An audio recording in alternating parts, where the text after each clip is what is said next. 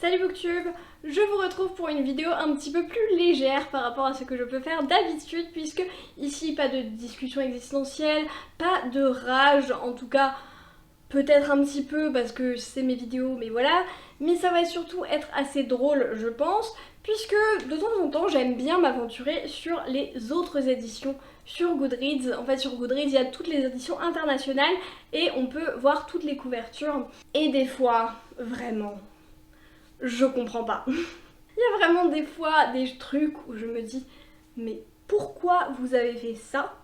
Et c'est justement de ces couvertures dont on va parler aujourd'hui. Parce que vraiment, je dois vous partager certaines d'entre elles, parce qu'il y en a, c'est vraiment des masterpieces, c'est vraiment du what the fuck à l'état pur, il n'y a aucun lien avec l'histoire, c'est moche, ça n'a pas de sens. Ils auraient mieux fait de garder la couverture originelle, oui je sais, il y a des problèmes de droit, tout ça, mais quand même, si c'est pour faire un truc comme ça, mais gardez la couverture originelle. Ou vous pouvez faire comme certaines éditions qui juste retournent la couverture. Je sais pas comment ça fonctionne les droits par rapport à ça. Mais par exemple, j'avais vu une édition de La maison au milieu de la mer Cyrulène et où juste c'était retourné quoi. C'est vraiment d'habitude la maison elle est comme ça. Je vais vous mettre une photo juste là. Mais genre pourquoi garder la même chose en fait? Et je sais pas, je pense qu'il y a une histoire de droit dessous, de trucs comme ça. Mais en fait là c'est pas du plagiat, enfin vraiment c'est la même chose quoi. Bref, là on n'est pas là pour parler de ces histoires de droit, etc. parce que déjà j'y connais rien, et de deux, je vous ai dit c'est une vidéo fun et pas prise de tête, donc on va s'amuser. J'ai choisi de faire, au moins dans cette vidéo-là, des grands titres des 20 et quelques dernières années, des choses que tout le monde connaît ou tout le monde a au moins entendu parler, je pense. Si ça vous intéresse, n'hésitez pas à me le dire en commentaire et je pourrais faire des suites. Parce que vu le nombre d'éditions étrangères de tous les livres qu'il y a, je pense qu'il y a matière à faire pas mal de vidéos là-dessus. Donc pourquoi pas, si ça vous intéresse, n'hésitez pas à me le dire, à mettre un pouce et à vous abonner. Comme ça, je saurai que vous avez aimé cette vidéo et que vous en voulez plus. Sans préambule, je vais prendre mon ordinateur portable. Ça c'est pour que vous ayez ma réaction en direct, mais vous, je vous mettrai les photos directement dessus pour que vous les voyez bien. Parce que ce serait dommage de ne pas avoir une haute définition et une meilleure vision de ces images, de ces couvertures absolument magnifiques. Ah là là, j'ai trop hâte, j'ai trop hâte. On va commencer avec le classique de chez Classique, avec Harry Potter. Parce qu'en plus, si on regarde bien, si je vais dans les éditions, il y en a 1040. J'en ai vu quelques-unes et je vous assure qu'il y en a qui sont absolument incroyables.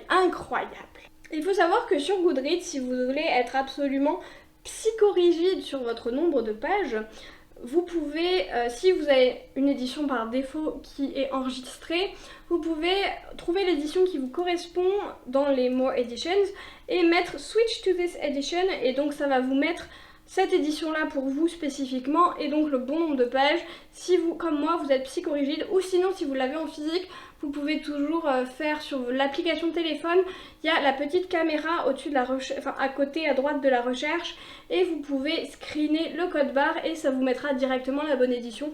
Moi c'est pas mal, c'est toujours ce que j'utilise d'ailleurs, mais donc c'est sympa. Ouais, moi je voudrais commencer par celle-là. Les souris. Pourquoi les souris? D'où sortent les souris? Autant l'échec, soit, on comprend, mais les souris? Pourquoi? Pourquoi Harry a un casque de souris et pourquoi il y a une souris à côté de lui? Je ne sais pas, j'ai énormément de questions sur cette édition. Je ne comprends pas. Pourquoi? Juste pourquoi? Mais vraiment les éditions allemandes, donc Harry Potter und der Stein der Weisen, la tête de Harry, elle me tue à chaque fois. C'est quoi cet espace entre ces deux verres de lunettes? C'est quoi ça? Il ressemble à rien. Il ressemble à rien. Et le reste est pas mieux quoi. Mais c'est vraiment juste Harry qui te happe quoi. J'adore. J'adore. Oh, Harry Potter sous LSD. C'est moche. C'est moche. En vrai c'est vraiment pas la pire. C'est vraiment pas la pire. Mais juste what the fuck quoi. Ça c'est une édition arabe. Mais genre quoi? Qu'est-ce qui se passe? Le hibou, il est... Même le hibou, il est en mode putain, qu'est-ce que je fais là, moi? Et pourquoi il y a un monsieur qui crame en haut, en bas, là? Pourquoi il y a un éclair qui vient cramer un monsieur? Et pourquoi Voldemort, sous la cape, là, il a un truc de faucheuse dessous? Enfin, j'ai énormément de questions. Qu'est-ce qui se passe sur cette photo? Et pourquoi Harry est juste un petit enfant qu'on a pris en photo et qu'on a incrusté sur ce truc? Enfin, énormément de questions. Encore une fois, vraiment, j'ai beaucoup de questions sur pourquoi vous avez fait ça, quoi. Je ne sais pas, vraiment, c'est... Il y a certaines éditions d'Harry Potter et des autres livres dont je vais parler après qui sont... Je comprends pas, je ne comprends pas. En fait, on retombe souvent sur les mêmes éditions. Je retombe sur Souris Harry et sur Harry avec des lunettes 12 fois trop grandes pour une tête normale. Mais les souris. Il y a la version japonaise qui est genre minimaliste, quoi. Bon, c'est un peu de l'art abstrait. Bon, j'imagine que ça représente un ballet, tout ça. Mais voilà, c'est juste... ok. Je sais pas si je verrais trop ça dans un rayon enfant. Dans le rayon jeunesse, je sais pas si t'as tendance à prendre ce livre quand t'as 9-10 ans, que tu veux un livre bien... Enfin, je sais pas, ça donne pas très envie quand même, je trouve. Ah tiens, deuxième type de minimaliste. Voilà, Harry Potter dans les nuages, pourquoi pas. C'est moins drôle, mais c'est what the fuck, quoi. Ah, il y a Harry Potter sur Paint aussi, dessiné par un enfant de 5 ans. Ce vif d'or est beaucoup trop gros. Et c'est quoi ce pied là? Mais il n'y a aucune cohérence dans la proportion. Même on pourrait se dire avec la profondeur, tout ça. Mais non, ça n'a pas de sens. Il a un pied qui est 12 fois trop gros. Enfin, et pourquoi il attrape le vif d'or avec le pied? Et pourquoi ça a été fait sur Paint déjà? Pourquoi ça a été fait sur Paint? Est-ce qu'on peut pas trouver mieux quand même? Bon, passons à un autre. Hunger Games, tiens. Un classique des années 2010. Il n'y en a pas tant que ça qui ont l'air moches en vrai. Ils ont beaucoup réutilisé le même design. Je sais pas, peut-être qu'ils ont appris de leurs erreurs passées, je ne sais pas. Alors il y a ça, je sais pas trop.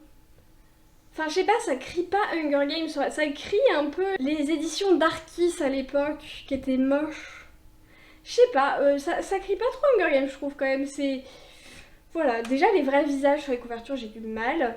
Ça fait vraiment émo quoi, avec la petite frange comme ça sur le côté. Ah là là, les années 2010, dans leur puissance. Est-ce que ceci n'est qu'une romance? Je vois le concept, mais vraiment, la couverture avec le câlin, avec Pita torse nu, je suis pas sûre. Honnêtement, je pense qu'on peut mieux faire. Parce que vraiment, c'est pas juste une romance. En plus, la romance était le plus nul dans Hunger Games quand même, donc c'est pas juste une romance Hunger Games, donc faut arrêter quoi. Pourquoi Katniss est-elle verte? La version japonaise, c'est vraiment genre le truc... Après, je vois le style, mais c'est tellement bizarre pour nous, occidentaux, de voir Hunger Games avec une couverture manga, que je sais pas, ça fait trop bizarre, je trouve. J'ai vraiment l'impression d'avoir un shonen, quoi. Que c'est Hunger Games, quoi. Ah, le retour de Katniss verte, mais avec un magnifique Hungerspelen dessus. C'est moche, rouge et vert en plus. Ah là là, c'est pas beau. Pourquoi? Mais qui a décidé que c'était une bonne idée et que ça allait bien ensemble? Enfin, je sais pas, au moins on voit le titre. Hein. Bah, et encore, on voit le titre parce qu'il est en contraste, mais vu qu'il est écrit bizarrement, bah on comprend pas trop quoi. Au moins il est reconnaissable, mais c'est moche quoi. On va passer à un autre classique de ces années, d'un peu avant. Twilight. Je pense que ça va être pas mal. J'en ai déjà vu quelques-unes, je dois avouer, qui sont pas mal, mais je pense que ça va. Les allants, c'est pas les meilleurs quand même pour les couvertures. Hein. Autant on dit des nôtres, mais franchement, les Allemands, c'est pas incroyable. Hein. Les proportions! Mais c'est quoi? Ça, c'est pour toutes celles et ceux qui disent, dont moi, que les couvertures UK sont souvent meilleures que les couvertures UA. Oh là là. Mais comment? Mais quoi? Mais c'est quoi cette chose? Oui, donc c'est la couverture UK. C'est immonde. J'y pépé quoi. C'est vraiment... Ah là là, c'est moche. Bella qui dort, ok. Pourquoi pas. Il y a le bras des doigts en dessous ou pas? Enfin, je comprends pas. Est-ce qu'elle dort? Parce qu'il y a 3 mains. Donc j'imagine qu'elle dort sur Edouard. Enfin, c'est très étrange. Très très étrange. Je ne sais pas bien. Pourquoi les arbres devant? Pourquoi cette pose? Est-ce que je ressemble bien à la photo? Mais j'ai pas envie de lire ça, en vrai, c'est moche. Ah, c'est celle-là que j'avais vue, mais j'ai tellement de questions sur cette... Les cheveux. Ce n'est pas une réécriture de réponse, à ce que je sache. Pourquoi le jaune comme ça crie pas Twilight quand même? J'adore le titre, c'est Twilight, donc crépuscule, et il y a un truc énorme jaune quoi. Enfin, je sais pas, je sais pas, je trouve que ça fait pas trop les couleurs, les cheveux qui font le cercle là. Puis je sais pas, j'ai énormément de questions, encore une fois, mais pourquoi? Pour faire une référence à ma dernière vidéo, je vais faire Le Prince Cruel. Pareil, je n'en ai jamais vu, il y a 104 éditions. Souvent les mêmes d'ailleurs, mais je veux voir un petit peu les designs d'autres éditions. Ceci est un vitrail. Après, je la trouve pas si moche, mais je trouve que ça fait pas l'ambiance du livre. Enfin, je sais pas, je trouve que ça représente pas trop l'ambiance du livre. Pourquoi pas? Vous me direz ce que vous en pensez en commentaire parce que je sais pas, je suis un peu dubitative sur celle-là. Je sais pas si je l'aurais pris en librairie en sachant à quoi m'attendre, on va dire. Oh, je sais. On va en faire 2 encore. On va faire Akottar. J'aimerais bien qu'il y en ait des vraiment bien. J'aimerais bien qu'il y en ait des vraiment ridicules sur Akottar. Je pense qu'il y a moyen parce que il a dû être traduit dans pas mal d'autres éditions. 140, c'est pas tant que ça. Mais je pense qu'il y a moyen qu'il y ait des trucs pas mal. C'est genre ça. L'oiseau il sort d'où? Les roses je comprends, mais l'oiseau. Puis comme je vous disais, enfin les tons sont vraiment très différents quoi. Là on est dans le basique, il y a des roses quoi. Et pour le coup, Akottar, il y en a pas mal où c'est ce que je vous disais, où il y a vraiment des changements très minimes. Je me dis, est-ce qu'ils ont eu les droits ou est-ce qu'ils ont juste pris le truc juste assez modifié pour qu'ils payent pas genre ça, c'est juste rose dans le fond, et sinon c'est exactement la même que nous.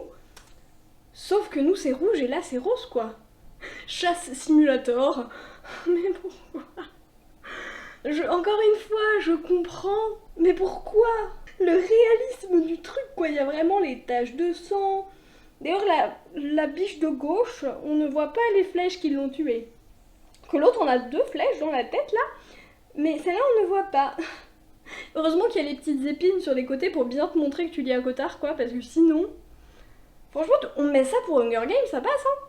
Le mec qui a designé ça, il a lu les 30 premières pages où Feyre elle va chasser quoi. Mais c'est tout. C'est genre le triangle amoureux, mais vous êtes au courant qu'il n'y a pas de triangle amoureux dans Akottar. J'aime pas du tout cette couverture. Peut-être il y en a parmi vous qui aiment bien, mais vraiment j'aime pas du tout quoi. Sinon il y a les 4 filles du Dr March aussi. En tout cas les 3 filles du Dr March. Mais pourquoi? Encore une fois ils ont lu les 30 premières pages quoi. Tiens il y a des roses juste en bas. Juste en bas là il y a des roses et c'est tout. Et où est-ce qu'elle regarde Feyre là? Elle regarde où? Dans le vide? Elle regarde le thé? On ne sait pas. On dirait la petite maison dans la prairie quoi, enfin ça ressemble pas du tout au livre, je suis morte quoi. Et le dernier que je voulais faire, parce que j'en ai vu une qui était très très drôle, c'est Mistborn, donc le fils des brumes de Brandon Sanderson. Donc Mistborn, pour celles et ceux qui connaissent peut-être un peu moins que les autres, c'est de la fantasy adulte avec du hard magic system comme peut faire Brandon Sanderson. C'est de la bonne fantasy adulte quoi. Je suis un peu perturbée par l'ambiance qui est suggéré dans cette couverture. Je sais pas, c'est assez étrange, je suis perplexe, on va dire. Ah, j'étais pas prête. Pourquoi vous mettez des hommes torse nu partout? C'est de la bitlite complet. Pourquoi vous martyrisez Mistborn? Donc, vous voyez, c'est la même chose entre le monsieur qui crie et cette couverture-là, hein, donc la bitlite, quoi. C'est le même livre. Quand on dit que les couvertures sont importantes pour donner l'ambiance du livre... Ah, celle-là, elle est pas mal aussi. Bienvenue en 1900. Mais surtout, pourquoi ils forment des boules d'eau, là? On n'est pas dans Avatar. On n'est pas dans Avatar, le dernier maître de l'air, là. C'est Mistborn, vous faites pas des boules d'eau. Je sais pas, faut apprendre, faut lire le système de magie, si vous voulez faire des trucs sur le système de magie. Dystopieland, également. Non, en vrai, ça va encore, mais... Ça me fait penser à de la dystopie, personnellement. Mais... Et la pire, je pense. Après, la Beatles, franchement, elle était pas mal. Elle était up there, quoi. Mais celle-là, en fait, c'est même pas drôle, c'est juste, mais j'ai l'impression d'avoir une mauvaise fantaisie des années 1950, quoi. C'est vraiment moche. C'est quoi cette tenue, en plus? La pauvre Rin, quoi. C'est quoi cette tenue? Et ce jaune derrière, là, vraiment, on dirait... En fait, on dirait presque un truc religieux, quoi. C'est Joseph et Marie, quoi. On dit c'est Joseph et Marie qui se préparent à... défendre leur bébé Jésus, franchement c'est pas choquant quoi. Enfin voilà, c'est très bizarre, je comprends pas celle-là et franchement c'est vraiment une des pires, c'est peut-être pas la plus drôle, mais c'est vraiment une des pires que j'ai vues quoi. Donc comme quoi la conclusion de cette vidéo va être que oui, s'il ne faut pas juger un livre par sa couverture, et on vient de le voir parce que voilà, la couverture est tout de même importante pour donner le ton du récit, parce que quand on voit ça et ça, on s'attend pas exactement à la même chose. Ne négligez pas vos couvertures. Si vous n'avez pas trop d'idées et si vos couvertures sont moches, récupérez les droits d'une couverture plus jolie, hein, pourquoi pas. Je trouve ça toujours très drôle de comparer les couvertures. Encore une fois, je trouve qu'elles sont pas toutes mauvaises forcément, c'est juste qu'on a tellement l'habitude de voir un livre avec telle couverture, encore plus quand c'est la même couverture en anglais et en français, parce que c'est la seule qu'on a vue, par exemple Le Prince Cruel. C'est un des grands exemples de ça, parce qu'en fait la même couverture est utilisée à peu près partout, et du coup quand il y en a qui changent complètement, ça fait très bizarre. Elles sont pas toutes mauvaises, il y en a vraiment qui sont pas bonnes dans le sens où elles ne reflètent pas du tout l'esprit du livre. Ça me fait penser à un traumatisme, mais on va pas en parler. Mais voilà, les couvertures sont quand même importantes. En vrai, je suis contente qu'il y ait des couvertures étrangères qui soient pas très jolies parce que on peut faire ce genre de vidéo, on peut bien rigoler un bon coup. J'ai découvert ce grand jeu sur Goodreads. Si vous avez aimé, si vous avez bien rigolé et si vous voulez que je refasse, encore une fois, n'hésitez pas à me le dire en commentaire. Et ce serait avec grand plaisir que je ferai une version 2. N'hésitez pas aussi à me suggérer des livres que je pourrais faire pour découvrir les éditions étrangères. Parce que voilà, j'adore. Ça me fait énormément rire, énormément rire. Et donc, en attendant, on arrête tous de procrastiner, on va prendre un livre et moi je vous dis à la prochaine.